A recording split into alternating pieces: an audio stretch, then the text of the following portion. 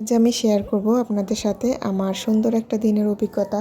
দুদিন জানতাম ঢাকার ভিতরে স্বামীবাগে শুধু ইস্কন মন্দিরে আছে, কিন্তু এখানে যে আছে এটা আমি জানতাম না। মেয়ের স্কুলে গিয়ে প্রতিদিন আমাকে বসে থাকতে হয়, এজন্য ওখানে মন্দিরে অনেক দিদির সাথে পরিচয় হয়েছে। তো একটা দিদি একদিন বলল যে এখানে একটা ইস্কন মন্দির আছে মৌচাকে। তো আমরা যারা ওখানে বসে থাকি সবাই মিলে প্ল্যান করলাম যে একদিন আমরা ওখানে যাব।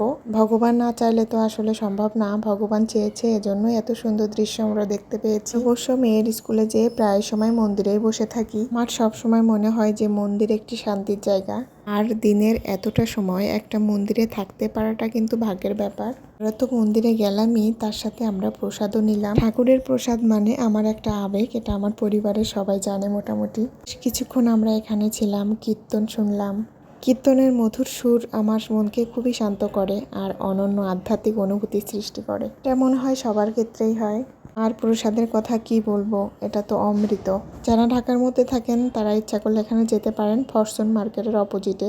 চাই বারবার এমন দিন আমার জীবনে আসুক। সবাই ভালো থাকবেন, সুস্থ থাকবেন এই কামনাই করি ঠাকুরের কাছে। আর আমাদের জন্য সবাই আশীর্বাদ করবেন যেন আমরা ভালো থাকি।